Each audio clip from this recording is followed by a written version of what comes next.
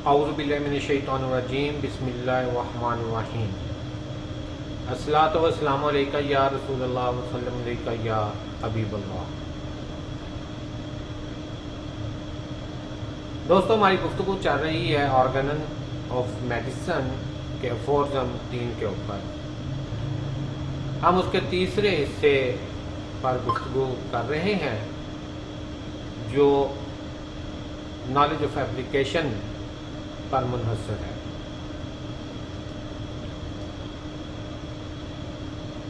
اب تک یہ videos Pakistan homeopathic research and development centre کے ذریعے پیش کی جا رہی ہیں، ان کے تعاون سے پیش کی جا رہی ہیں۔ میں ہوں ڈاکٹر بابر امین، ہوپ ہومیوپیتھک کلینک، بابر چوک، پیپلز کوئی نمبر 2، فیصل آباد۔ آج ہم اپنی گفتگو کو آگے بڑھائیں گے اور دیکھیں گے کہ ایلیمنٹ آف اے سمٹم کتنی اہمیت رکھتے ہیں۔ اس سے پہلے ہم دیکھ چکے ہیں، ہم پڑھ چکے ہیں کہ ایلیمنٹ آف سمٹم جو ہیں وہ کون کون سی ہیں اور ان کا ہمارے جسم پر، ہمارے ہومیوپیتھی میں کیا مقام ہے، اور ان دونوں کی جو رشتہ داری ہے ہومیوپیتھی کی اور ایک بیمار فرد کی، اس میں یہ کتنا اہم کردار ادا کرتے ہیں۔ ہمیں دوائی کو تلاش کرنے میں، میڈیسن کو تلاش کرنے میں یہ ہمارے لیے کتنے مددگار ثابت ہوتے ہیں۔ ان میں ہم نے دوستو کچھ دیکھے تھے سمٹم کہ ایک مکمل علامت جو ہم مریض سے علامات لیتے ہیں، تو ایک مکمل علامت اس وقت ہوتی ہے جب ہم اس کے ایلیمنٹس کو پورا کرتے ہیں۔ ایک علامت کے جو ایلیمنٹس ہیں ان کو مکمل کریں گے، وہ سارے ایلیمنٹس اکٹھے کریں گے تو پھر ایک علامت جو ہے وہ مکمل ہوگی، اور پھر ہم کہہ سکتے ہیں کہ یہ ایک علامت ہم نے مکمل حاصل کر لی ہے۔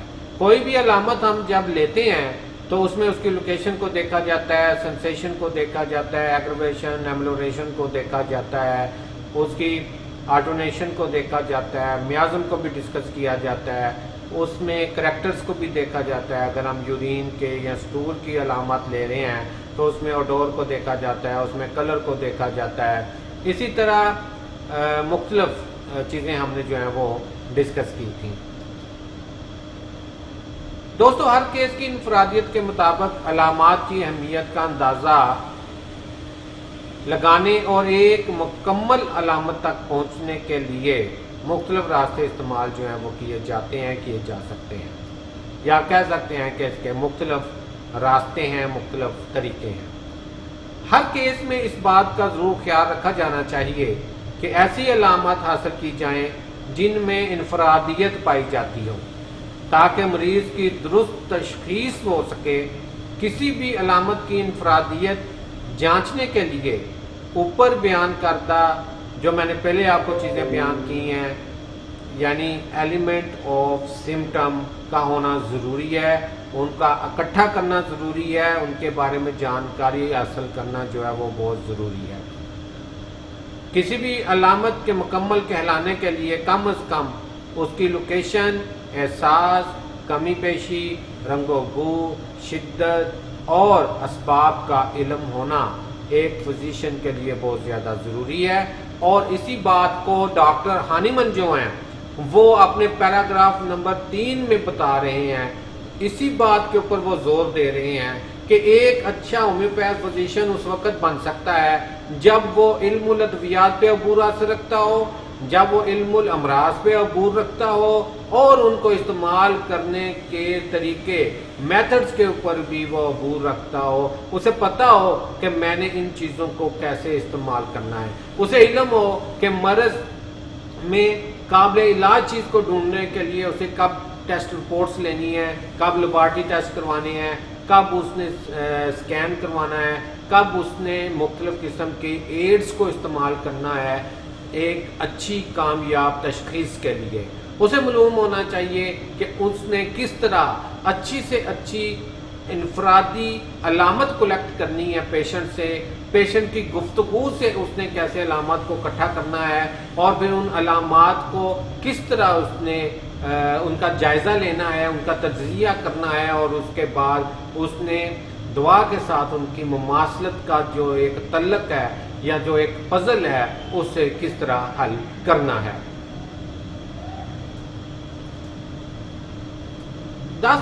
دوستو آگے جو ایک بہت اہم بات ہمارے لیے جاننا بہت ضروری ہے وہ ہے ایویلویشن آف سمٹمز، کہ علامات کی اہمیت کا اندازہ لگانا جو ہے وہ بھی بڑا اہم ہے، کہ پیشنٹ آپ کو علامات دیتا ہے۔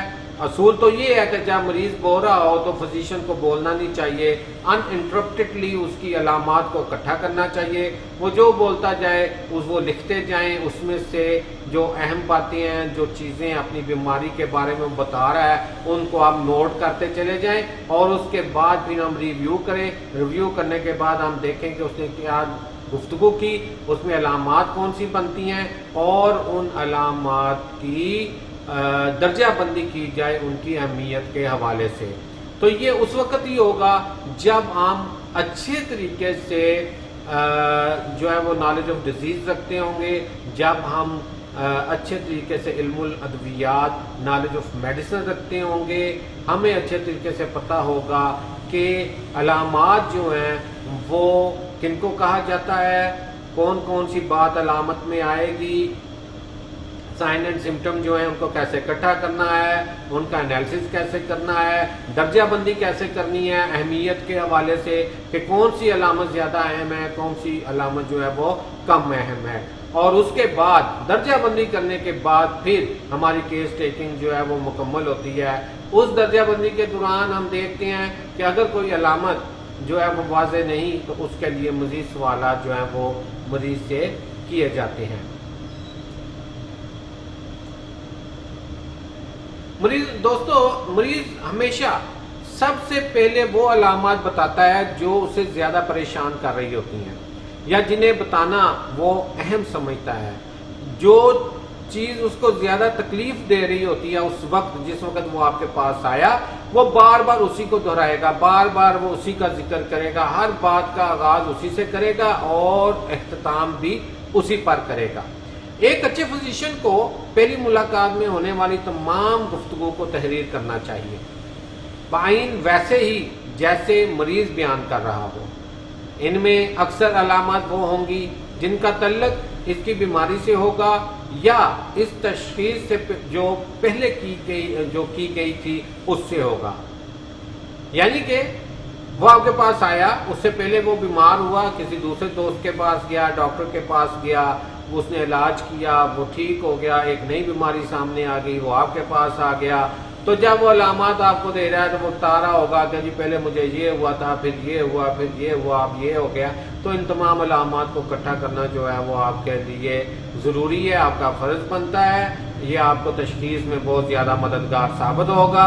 اس میں کچھ علامات موجودہ مرض کے بارے میں ہوں گی اور کچھ علامات وہ اپنی پاسٹ ہسٹری کے حوالے سے آپ کو بتائے گا۔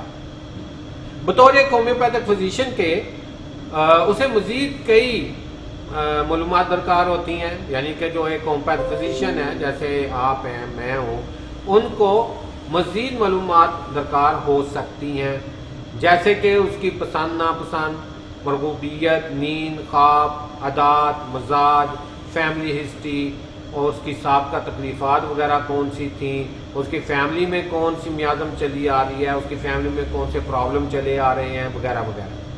یہ ایسی معلومات ہیں جن کی ہو سکتا ہے کہ مریض کی نظر میں دوستوں کو یہ اہمیت نہ ہو، لیکن آپ کے لیے بحیثیت ایک ہومیوپیتھ ان علامات کی بہت زیادہ اہمیت ہے، اور ان علامات کے بغیر نہ تو مریض کی انفرادیت ڈھونڈی جا سکتی ہے اور نہ ہی بالمثل دوا کو تلاش کیا جا سکتا ہے، نہ ہی بالمثل دوا تک پہنچا جا سکتا ہے۔ مریض اور بیماری کے دوران معالج کے لیے جو چیز سیڑھی کا کام کرتی ہے، جس کے ذریعے وہ مریض کے اندر اتر کر دیکھتا ہے کہ اس کو کیا تکلیف ہے اور میں نے اس کی کیا ریمیڈی کرنی ہے، وہ سیڑھی علامات ہیں، نشانات ہیں، جن کو استعمال کرتے ہوئے وہ مریض کے اندر جاتا ہے اور وہاں کے حالات سے वाकफियत हासिल करता है और फिर वो देखता है कि अब मैंने इसका ट्रीटमेंट कैसे जो है वो शुरू करना है।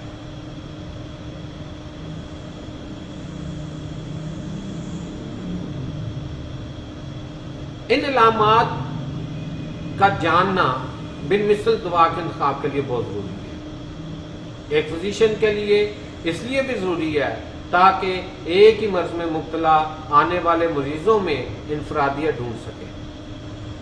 मरीज के केस को समझने के लिए ज़रूरी नहीं कि इसकी बताई हुई तमाम अलामात यकसा अहमियत की हामिल हों। एक फिजिशियन को इन अलामात में बहुत समझदारी से फ़र्क निकालना चाहिए कि कौन सी अलामत ज़्यादा अहम है, कौन सी अलामत कम अहम है और किन अलामात का तल्लुक मर्ज से है। मर्ज से मुतल्लिका अलामात की अहमियत कम होती है क्योंकि एक ही मर्ज में मुब्तला दो अफराद की मर्जियाती अलामात एक जैसी हो सकती हैं, लेकिन इनफरादी अलामात हमेशा मुख्तलिफ हुआ करती हैं। इसका पहले भी हम जिक्र कर चुके हैं, बड़ी तफसील से डिस्कस कर चुके हैं, जब मैंने आपको बताया था कि दो तरह की अलामात हैं, एक डिजीज सिम्टम्स हैं, एक इंडिविजुअल सिम्टम्स हैं। जो बीमारी के अलामात हैं, एक बीमारी अगर 10 अफराद को है तो उन 10 के 10 अफराद में वो अलामत पाई जाएंगी क्योंकि वो डिजीज को जो है वो रिप्रेजेंट करती हैं। लेकिन उन 10 अफराद में अपनी जो इनफरादी अलामात हैं वो मुख्तलिफ हो सकती हैं। मिसाल के तौर पर अगर 10 अफराद को बुखार है तो बुखार की जो डिजीज सिम्टम्स हैं वो तो सेम होंगी, हरारत होगी, उसके बाद जिस्म गर्म होगा, ठंड लग रही होगी, छींकें आ सकती हैं, नज़ला ज़ुकाम हो सकता है। ये सब जो है वो पेशेंट के अंदर एक जैसी अलामत हो सकती हैं। लेकिन जो इनफरादी अलामत हैं वो 10 के 10 मरीजों में बुखार है, लेकिन एक मरीज को ज्यादा प्यास लग रही है, एक मरीज को कम प्यास लग रही है, एक मरीज को प्यास नहीं लग रही। एक मरीज बुखार की हालत में चल फिर रहा है, बेचैनी है, बैठ नहीं सकता। एक मरीज जो है वो आराम कर रहा है, एक मरीज चाहता है कि मैं खामोशी से एक साइड पे होकर लेटा रहा हूँ। एक मरीज को ठंडे पानी की प्यास है, एक मरीज चाहता है कि मुझे गर्म पानी मिले। किसी को खुली हवा में जाकर सुकून मिलता है तो किसी को बंद कमरे में सुकून मिल रहा है। किसी की कुछ अलामत खुली हवा में जाकर ज्यादा हो जाती हैं और कुछ अलामत कम हो जाती हैं। इसी तरह उनमें से कुछ अफराद की अलामत बंद कमरे में जाकर कम हो जाती हैं और कुछ अलामत जो हैं वो ज्यादा हो जाती हैं। किसी को मीठा खाने का शौक हो जाता है और किसी को नमकीन चटपटी चीज़ें खाने का शौक हो जाता है और किसी को अचार चटनियाँ खाने का शौक हो जाता है। ये जो सिम्टम्स हैं ये इनफरादी सिम्टम्स हैं कि फीवर के सिम्टम तो एक ही हैं, वो सब में एक जैसे पाए जाते हैं, लेकिन पेशेंट की इनफरादी अलामात को लेना जो है वो भी एक फिजिशियन के लिए बहुत ज़्यादा अहम है, क्योंकि उसी की बुनियाद पर बिल मिसल का जो दुआ है उसका इंतखाब होगा।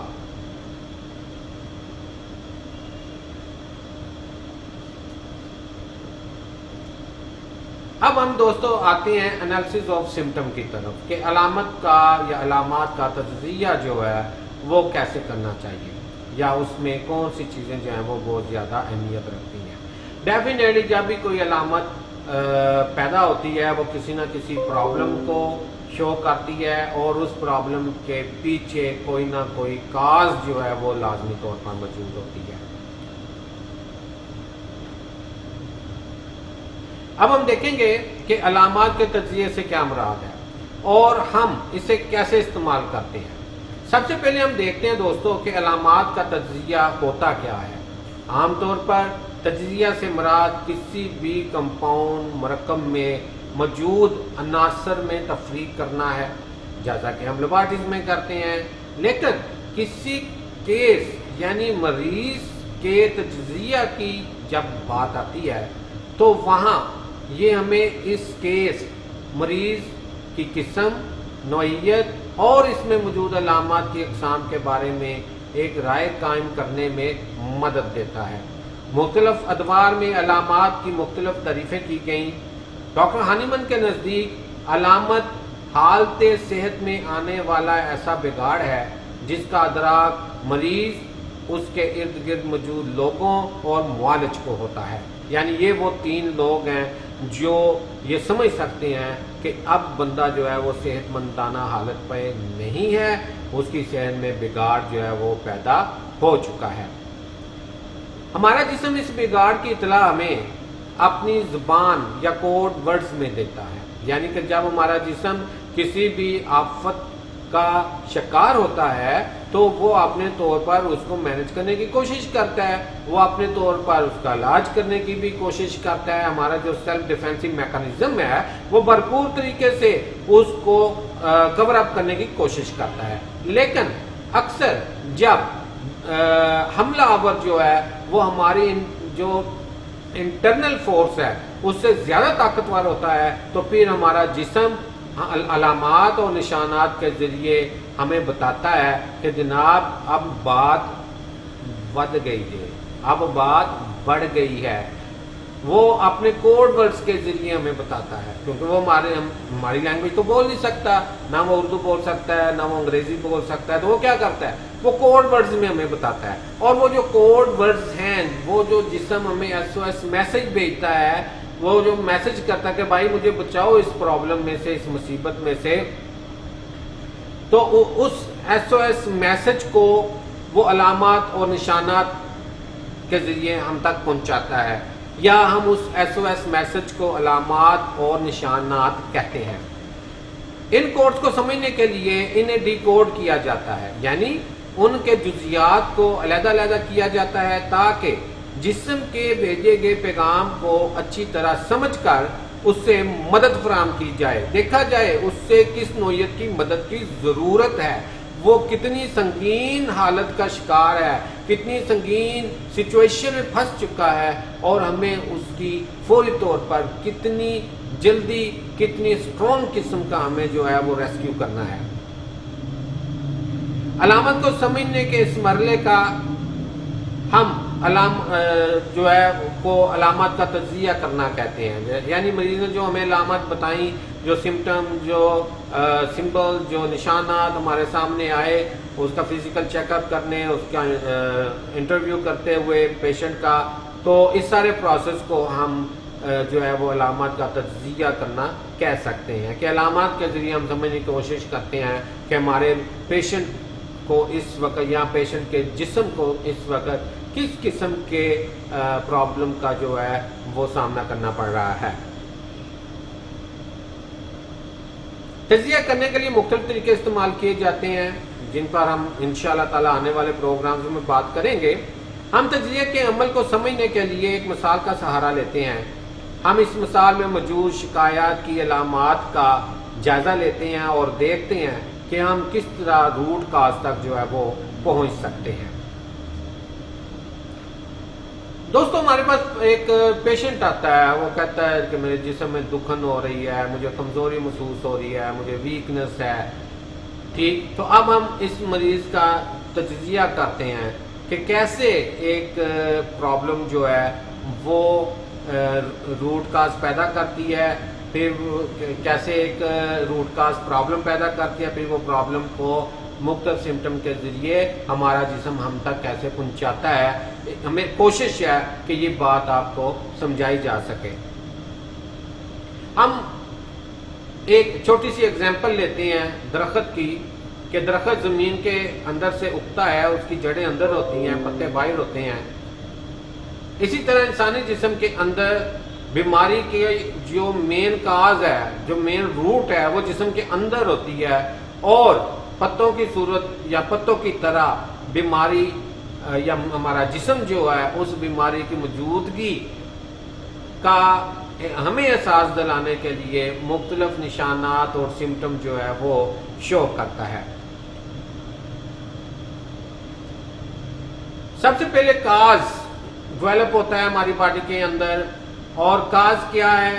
دا روٹ یا جڑ کہہ سکتے ہیں بیماری کی.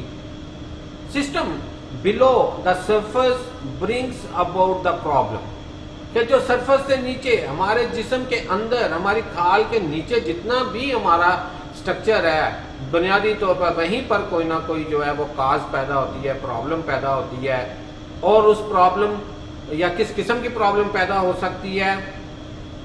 وہ انفیکشن ہو سکتی ہے، یعنی کسی بھی طرح ہمارے جسم کے اندر کوئی بھی مابوفک ایجنٹ کے ذریعے ایک انفیکشن پیدا ہو گئی۔ اب یہ بات غور سے سننے والی ہے کہ علامات جو ہمارے تک پہنچ رہی ہیں، کس طرح ہم ان علامات کو دیکھتے ہوئے ڈاکٹر ہانیمن صاحب کی ہدایات کو دیکھتے ہوئے روٹ کاز تک پہنچتے ہیں اور اس کا علاج کرتے ہیں۔ تو انفیکشن ہوئی، انفیکشن ہونے کے بعد پرابلم جنریٹ ہوئی۔ پرابلم کیا جنریٹ ہوئی اس کو ہم دیکھتے ہیں۔ اس سے پہلے کہ ہم پرابلم کو دیکھیں، ہمیں پرابلم کی ڈیفینیشن کو بھی دیکھنا ہے۔ پرابلم کیا ہے؟ A medical problem refers to a condition or ailment affecting an individual's health or well-being۔ کہ میڈیکل پرابلم جو ہے وہ ایک ایسی کنڈیشن ہے جس کے ڈیولپ ہونے سے انسانی جسم جو ہے وہ متاثر ہوتا ہے، اس کی صحت مندانہ کنڈیشن متاثر ہوتی ہے، اس کی صحت متاثر ہوتی ہے، اور وہ روزمرہ کے جو کام وہ سر انجام دیتا ہے وہ کرنے اس کے لیے مشکل ہو جاتی ہے۔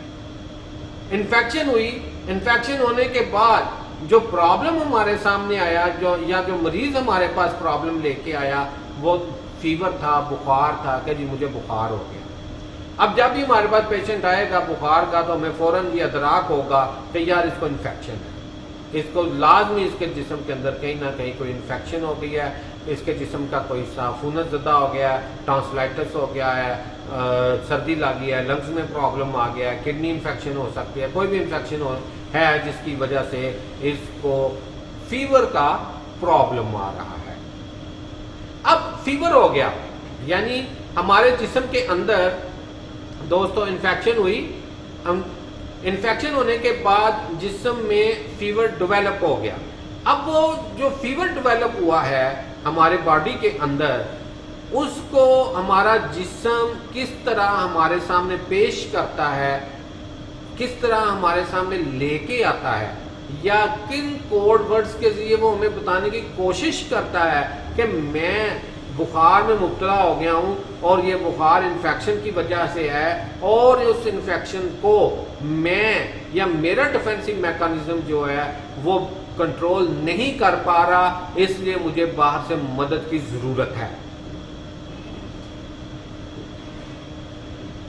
تو وہ جو سائن اینڈ سمٹم ہمیں دیتا ہے یا وہ جو کوڈز ہمیں دیتا ہے ان کو ہم سمٹم کہتے ہیں، یا ان کو ہم علامات اور نشانات جو ہیں وہ کہتے ہیں۔ سمٹم کی جب ہم بات کرتے ہیں تو ریزلٹ اور out come of the problem, subjective indicators of a medical condition experienced by an individual. کہ علامات وہ کیفیات ہیں جو کہ بیمار ہونے کے بعد ایک جو بیمار شخص ہے وہ محسوس کرتا ہے، اس کے ارد گرد کے لوگ جو ہیں وہ ان تبدیلیوں کو محسوس کرتے ہیں، یا ایک فزیشین جو ہے وہ اس کو محسوس کرتا ہے۔ تو یہ تو دوستو ہوگی انڈرسٹینڈنگ آف روٹ کاز، کہ ایک انفیکشن ہوئی ہماری، ٹھیک ہے، یہ روٹ کاز ہے۔ روٹ کاز میں کیا آیا؟ انفیکشن آ گئی، پرابلم آئی۔ پرابلم کیا آیا؟ مریض کو فیور ہے، وہ آپ کے پاس آیا، وہ اس کو فیور محسوس ہو رہا ہے۔ اس کے بعد جب ہم نے دیکھا تو مریض کہتا ہے جی مجھے ایچنگ ہو رہی ہے، ویکنس محسوس ہو رہی ہے، مجھے تھکاوٹ محسوس ہو رہی ہے، ٹھیک ہے۔ یہ وہ علامات ہیں، یہ وہ کوڈز ہیں، ایچنگ، ویکنس، ٹائرڈنس، یہ وہ کوڈز ہیں جو جسم جو ہے وہ ہمیں بتا رہا ہے، ہم تک میسج بھیج رہا ہے ان کوڈز کے ذریعے کہ جناب میں بڑی آفت میں ہوں، ٹھیک ہے۔ تو ان کوڈز کو، یہ جو کوڈز ہیں، یہ جو مریض جو مرض کی کیفیت میں مریض یا مریض کا جسم ہم تک پہنچا رہا ہے تاکہ ہم سمجھ سکیں کہ اس کو کیا پرابلم ہے، اور ہم اس کے لیے ایک زبردست قسم کی جو ہے امداد اس کو جو ہے وہ پہنچا سکیں، اس کا علاج کر سکیں تاکہ وہ اس پرابلم سے باہر نکل سکے۔ تو ان کو ہم سمٹم کہتے ہیں، ان کوڈز کو ہم سمٹم کہتے ہیں۔ پھر ان علامات کو آگے پھر ہم उनका जो है वो तज्जिया करते हैं और फिर उन अलामात को देखते हैं कौन ज़्यादा अहम है कौन कम अहम है, और फिर उसकी बुनियाद पर आगे सारा सिलसिला चलता है, जिसको आने वाली वीडियोस में हम लोग इंशाअल्लाह ताला जो है वो डिस्कस करेंगे। इसी तरह बड़े ही आसान तरीके से हम फिलॉसफी आपको समझाने की कोशिश करेंगे, और मुझे उम्मीद है कि इन सब वीडियो से कुछ ना कुछ तो हमारे दोस्त जो हैं वो सीखेंगे। मैं हूँ डॉक्टर बाबर अमीन, होप होम्योपैथिक क्लिनिक, बाबर चौक, पीपल्स क्वीन नंबर 2, फैसलाबाद से। आप मेरे साथ व्हाट्सएप पर रब्ता कर सकते हैं 0333 65 10 921 पर, और आप कॉल कर सकते हैं 0305 64 66 919 पर। कोई भी सवाल आपके ज़हन में हो आप मेरे साथ रब्ता कर सकते हैं, मेरे साथ आप बिलमुशाफा मुलाकात कर सकते हैं, मेरे साथ आप व्हाट्सएप पे वीडियो कॉल कर सकते हैं, मेरे साथ आप कॉल कर सकते हैं, आप यूट्यूब पर कोई भी सवाल जो है वो पूछ सकते हैं। इंशाल्लाह ताला कोशिश करेंगे आपको उसका आंसर दिया जाए, आपको उसका जवाब दिया जाए। दोस्तों आज की बात, आज की गुफ्तगू यहीं पर इख्तिताम पजीर होती है। नेक्स्ट हम फिर इंशाल्लाह ताला नए टॉपिक के साथ आपकी खिदमत में पेश आएंगे और इसी गुफ्तगू को आगे लेके चलेंगे और इसको मज़ीद एक्सप्लोर करने की कोशिश करेंगे ताकि हम लोग होम्योपैथी को अच्छी तरह समझ सकें, अपनी जो क्लिनिकल प्रैक्टिस है, अपनी पेशा वाराना काबिलियत को जो है वो बेहतर करके क्लिनिकल प्रैक्टिस को जो है वो मज़ीद अच्छा, मज़ीद बेहतर कर सकें। इस दुआ के साथ कि अल्लाह तबारक व तआला तमाम दोस्तों के हाथों में जो शोबा तिब के साथ मुंसलिक हैं, का कोई सा भी शोबा है, ख़ास तौर पर होम्योपैथ डॉक्टर्स के हाथों में खुसूसी शिफा नात फरमाएं, ताकि वो सब दोस्त उस फर्ज को अच्छे तरीके से पूरा कर सकें जो अल्लाह तबारक व तआला ने ही हमारे ज़िम्मे लगाया है या जिसके लिए हमें मुंतखब फरमाया है। तो लिहाजा उसकी मर्जी, उसकी बरकतों के बगैर हम किसी को शिफा देने के काबिल नहीं हैं। तो लिहाजा अल्लाह तबारक व तआला के दरबार में रिक्वेस्ट है, दुआ है कि वो हम सब दोस्तों के हाथों में खुसूसी शिफा नाज़िल फरमा दें ताकि हमारे पास आने वाले दुखी इंसानियत की अच्छे तरीके से खिदमत हो सके। वस्सलाम, दोबारा मुलाकात होगी इंशाअल्लाह ताला। चैनल को सब्सक्राइब करना, लाइक करना और बेल आइकन को टिक करना जो है वो ना भूलिएगा। अपने दोस्तों तक ये वीडियोस पहुंचाना ना भूलिएगा। और इंशाअल्लाह ताला आइंदा हर वीडियो के आखिर में एक सवाल पूछा जाएगा। जो दोस्त उस दिन के अंदर उस सवाल का जवाब दे देंगे उन दोस्तों को बड़ी खूबसूरत बुक्स जो हैं वो गिफ्ट की जाएंगी। आगे भी दोस्तों को जिन्होंने चैनल सब्सक्राइब किया है उन्हें मैंने बड़ी खूबसूरत बुक्स